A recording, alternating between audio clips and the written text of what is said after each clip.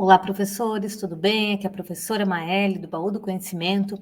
Vamos dar continuidade aos nossos estudos dos conteúdos gerais para o Concurso Nacional Unificado.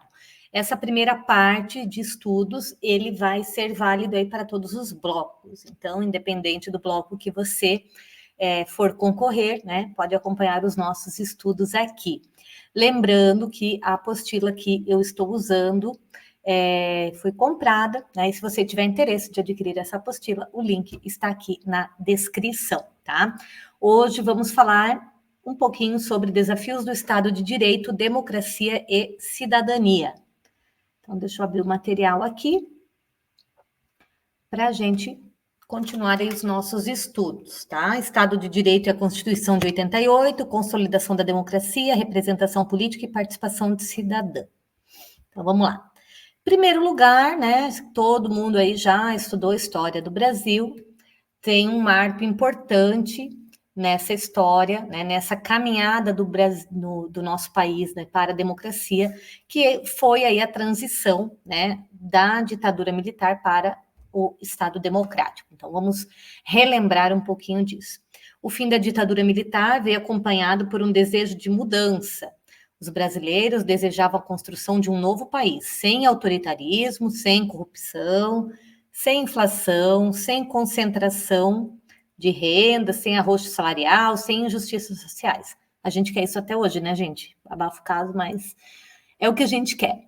Em um país ansioso por mudanças, José Sarney, o vice-presidente eleito em 85, assumiu a presidência em decorrência da morte de Tancredo Neves, né, com a tarefa de reduzir a transição da ditadura para um regime democrático.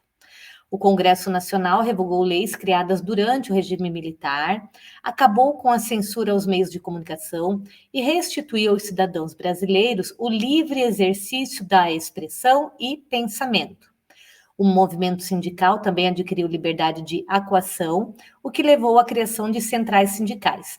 Foi instituída ainda a liberdade de organização partidária, incluindo a legalização dos partidos comunistas. Em termos de transição democrática, o governo Sarney estava cumprindo ali com as suas obrigações. Na política externa, o Brasil reatou relações diplomáticas com Cuba e tomou a iniciativa de formar com a Argentina um mercado comum latino-americano, que, com a adesão do Uruguai e Paraguai, daria origem ao mercado comum do Sul, né, o nosso conhecido Mercosul, e ele foi instituído aí em 1991. Como ocorreu aí, aconteceu a economia dessa nova república? A nova república se deparou com uma pesada herança do regime militar, uma enorme dívida externa de cerca de 100 bilhões de dólares. Sem alternativas, em 87, o governo decretou moratória, ou seja, tomou a decisão unilateral de não pagar a dívida. No ano seguinte, ela foi renegociada com o Fundo Monetário Internacional, FMI. Outro grave problema era a inflação. Em março de 85, quando o Sarney tomou posse, ela era de 12,7% ao mês. Os trabalhadores eram os mais prejudicados, pois o salário recebido perdia parte do seu poder aquisitivo já no dia seguinte. Para enfrentá-lo, o governo recorreu a planos de estabilização, chamados de choques econômicos. O primeiro foi o Plano Cruzado, adorado em 86. Ele congelava os preços de mercadorias, aluguéis, salários, tarifas públicas e passagens pelo prazo de 1 ano, além de substituir a moeda do país, que era então o cruzeiro, pelo cruzado. O efeito imediato foi o desejado, uma brusca queda da inflação. Com isso, os índices de popularidade de Sarney se elevaram. Aproveitando-se do enorme apoio social, o presidente chegou a convocar os brasileiros pela televisão para ajudar na fiscalização do congelamento dos preços. Em poucos meses, contudo, o plano cruzado começou a desmoronar. Primeiro, houve o desabastecimento, que é a ausência de oferta de mercadoria nas lojas. Depois, o chamado ágio, a cobrança de um preço maior do que o tabelado por mercadorias vendidas clandestinamente. No segundo semestre de 86, o plano chegou ao limite. Ainda assim, dada a proximidade das eleições legislativas estaduais, marcadas para novembro, Sarney manteve o congelamento dos preços. Apostando no sucesso do Plano Cruzado, apoiado apoiando Sarney, os brasileiros votaram em peso no PMDB, o partido do governo, que elegeu a maioria dos governadores, deputados e senadores. Passados apenas 5 dias das eleições, Sarney autorizou o reajuste dos preços e dos impostos. Temendo novos congelamentos, os empresários aumentaram os preços das mercadorias. O plano tentou reestruturar o Plano Cruzado, mas não teve sucesso. O Plano Cruzado 2, lançado por Dilson Funaro, foi a primeira tentativa. Em abril de 87, Luiz Carlos Breser Pereira substituiu Dilson Funaro no comando da economia. Foi tentado um novo congelamento de preços, mas a população brasileira não confiava mais na eficiência de tais planos. No final de 87, a inflação chegou a 366%. Em janeiro de 88, Bresser foi substituído por Maílson da Nóbrega. Um novo plano foi proposto, Plano Verão. A moeda passou a se chamar Cruzado Novo. Houve mais um congelamento de preços que falhou. A inflação do ano de 90 foi de 2.750%. Os combustíveis, por exemplo, chegaram a ficar 60% mais caros. Os índices de popularidade do presidente despencaram. A inflação voltou, os salários novamente perderam parte do seu poder aquisitivo. Greves e manifestações de protestos ocorreram em várias cidades. Em uma delas, na Companhia Siderúrgica Nacional, o enfrentamento entre operários e soldados do Exército resultou na morte de 3 grevistas. Em meio à crise econômica, intensificaram-se os conflitos sociais. No campo, os enfrentamentos entre proprietários rurais e trabalhadores sem terra aumentaram. Latifundiários se organizaram na União Democrática Ruralista, enquanto trabalhadores rurais formavam o movimento dos trabalhadores rurais sem terra. Atentados, a mando ou não de latifundiários, contra líderes camponeses, padres e sindicalistas tornaram-se comum. No final da década de 80, o problema da inflação tornou-se crônico. Em maio de 87, ela atingiu 23,2%. No final do ano, alcançou o índice acumulado de 366%. No ano seguinte, a inflação chegou ao nível estratosférico de 933%. O país vivia hiperinflação. Os preços eram reajustados diariamente. De fevereiro de 89 a fevereiro de 90, a inflação atingiu 2.751%. Sem ter como controlar a disparada dos preços, o governo Sarney se limitou a cumprir a tarefa da transição democrática. Eu lendo isso aqui, né? Eu lembro porque eu era criança nessa época, tinha ali os meus 8 anos, né? No final da década de 80.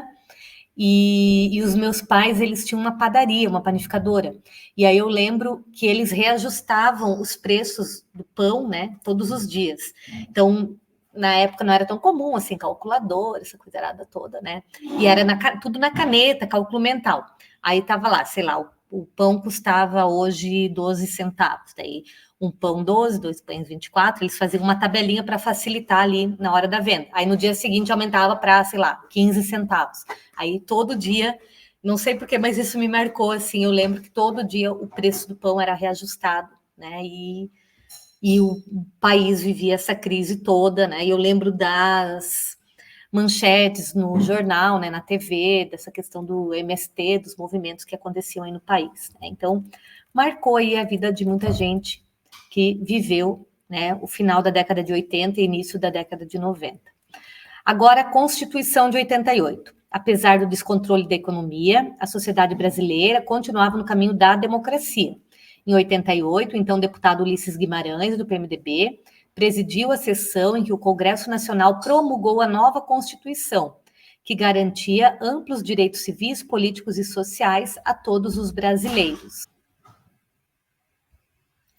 Com o fim da ditadura militar, cidadania havia se tornado uma palavra recorrente no vocabulário brasileiro.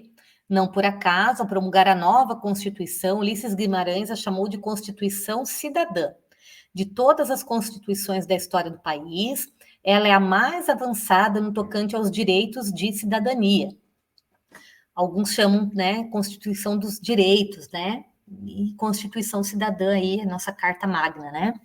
No âmbito dos direitos políticos, ela garantiu eleições diretas em todos os níveis, estendendo o direito ao voto a analfabetos e a maiores de 16 anos, e ampla liberdade de organização partidária. A nova Constituição também garantiu os direitos sociais existentes até então e incluiu outros, como a licença paternidade. Na questão dos direitos civis, houve muitos avanços, como a liberdade de expressão, de reunião e de organização.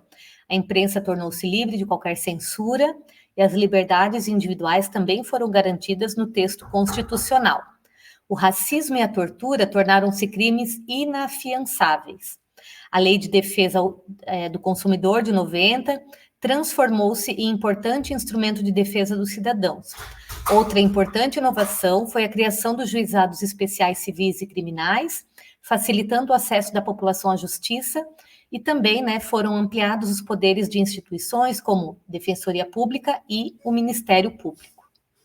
Muito bem, então aqui com a Constituição, vamos para um pouquinho, eu vou passar esse aqui rapidamente, a história aí dos presidentes, tá? Então, o texto aqui vai trazer, falando um pouco de cada presidente, mas eu vou passar esse aqui que eu acho que todo mundo viveu isso e já está bem por dentro disso, né? Então, para a consolidação da transição democrática, estava ainda tão aguardada a eleição presidencial.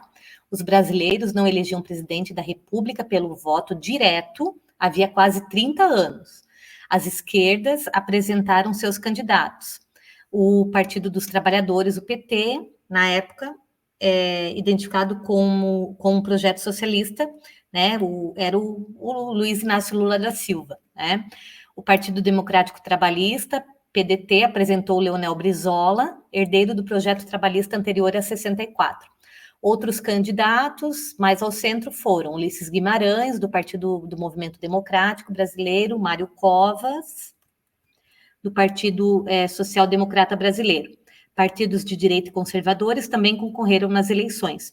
Contudo, as pesquisas foram rapidamente lideradas por um candidato quase desconhecido, Fernando Collor de Mello, do inexpressivo Partido da Reconstrução Nacional. Collor havia feito carreira política no Partido da Ditadura e ganhara visibilidade no governo de Alagoas, especialmente após o corte de altos salários na máquina administrativa do Estado, o que o fez ficar conhecido como caçador de marajás. E aí aqui vai falar um pouco dessa história, né? Aí vai circulando aí Plano Collor, depois vem Fernando Henrique Cardoso, Plano Real, tá? Ele vai circulando aí os programas sociais, né? Daí depois quando entrou o governo Lula, na eleição de 2002, então acho que isso aqui todo mundo já viveu, né? As crises, governo Dilma, governo Temer, Bolsonaro e Lula, né? Novamente aí no poder aos 77 anos de idade, tá? Mas vamos lá. A eleição de Lula, volta a marca da esquerda ao poder, vamos voltar para a Constituição. Então, a Constituição da República Federativa do Brasil é lei fundamental e suprema do Brasil na atualidade, servindo de parâmetro de validade a todas as demais espécies, situando-se no topo da pirâmide normativa. Ideologias manifestas na Constituição de 88. Independentemente das controvérsias de cunho político, a Constituição Federal de 88 assegurou diversas garantias constitucionais com o objetivo de dar maior efetividade aos direitos fundamentais, permitindo a participação do poder do judiciário sempre que houver lesão ou ameaça de lesão a direitos. Para demonstrar a mudança que estava havendo no sistema governamental brasileiro, que saíra de um regime autoritário recentemente, a Carta Magna de 88 qualificou como crimes inafiançáveis a tortura, as ações armadas contra o Estado democrático e a ordem constitucional, criando assim dispositivos constitucionais para bloquear golpes de qualquer natureza. Com a nova Constituição, o direito maior de um cidadão que vive em uma democracia foi conquistado. Foi determinada a eleição direta para os cargos de presidente da República, governador do Estado e Distrito Federal, prefeito, deputado, federal, estadual e distrital, senador e vereador. A nova Constituição também previu uma maior responsabilidade fiscal. Ela ainda ampliou os poderes do Congresso Nacional, tornando o Brasil um país muito mais democrático, né? E as principais características aí que estão na Constituição, então vale a pena a gente anotar. Primeiro, o nome do nosso país, República Federativa do Brasil, carta promulgada, feita com aprovação do Congresso, reforma eleitoral, o voto, né, passou para analfabetos e brasileiros de 16 a 17 anos. A terra tem uma função social, que é a base, né, para uma futura reforma agrária. Combate ao racismo, a sua prática constitui crime inafiançável e imprescritível, sujeito à pena de reclusão.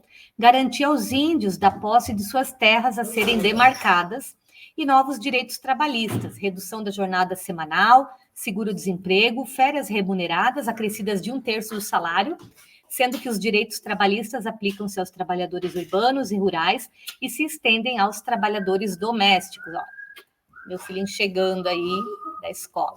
Então é isso, gente, sobre a Constituição, foi um marco. Eu tenho vídeos aí com estudo completo da Constituição, vou deixar disponibilizado na playlist do Concurso Nacional Unificado, para que vocês tenham acesso e possam estudar ela por completo, certo? Então, não esqueçam de deixar o seu like, se inscrever no canal e continuar estudando comigo, que todas as semanas eu vou estar liberando aqui conteúdo para esse concurso que vai parar o Brasil. Um abraço e até a próxima.